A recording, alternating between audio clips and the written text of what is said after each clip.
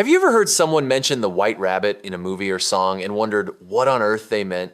It pops up in pop culture a lot, but it's not usually about, actual rabbits. I always picture Alice chasing the white rabbit in Wonderland. Honestly, that image is just stuck in my mind, her tumbling after it and ending up somewhere completely unexpected. Exactly. Lewis Carroll's story really gave us this idea of the white rabbit being a symbol of curiosity, something peculiar that leads you somewhere new. It's wild how one story can shape language like that. It's almost like the white rabbit is an invitation to adventure or discovery. I love that people still use it as a way to describe chasing after something interesting or unknown. There's something magical about it. Thinking about it, I've noticed people use follow the white rabbit all the time, especially online or when talking about research. It's almost like a modern-day code for being curious. Honestly, I've done it without realizing. I'll start reading about a topic, then click another link, and before I know it, I'm deep into something totally different. It's like the internet was designed for following white rabbits. I can relate. I once looked up a recipe and ended up watching videos on the history of spices for an hour. That's the rabbit effect in action! Oh, I've been there. Just last week, I started learning about pizza, and 2 hours later, I was figuring out how to make my own dough. That's chasing the rabbit all the way to the kitchen. But here's the thing. There's another phrase that pops up a lot: going down the rabbit hole.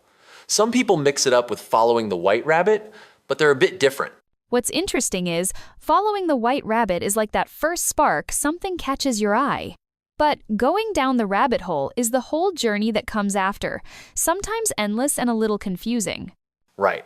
It's the difference between starting the adventure and getting totally absorbed by it. Sometimes you end up somewhere amazing, and other times you realize an hour's gone by and you're not even sure how you got there. Exactly.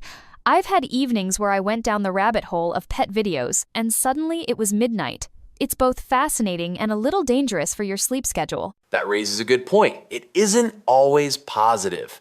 Sometimes going down the rabbit hole means wasting time or getting stuck on something unhelpful, like reading endless negative comments online. Yeah, I've caught myself doing that.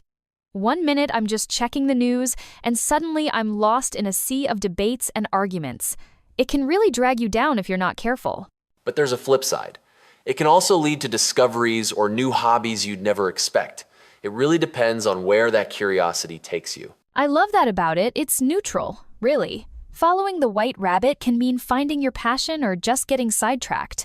Maybe the trick is to notice when you're going too far. So next time you're tempted by something interesting, maybe a new topic, a hobby, or even a wild recipe, just remember, it's totally okay to follow your white rabbit. Absolutely. Chasing curiosity can open up whole new worlds. But maybe keep an eye on the clock, just in case you end up several layers deep in a rabbit warren you didn't mean to find. That's the spirit, explore, but with a tiny bit of caution.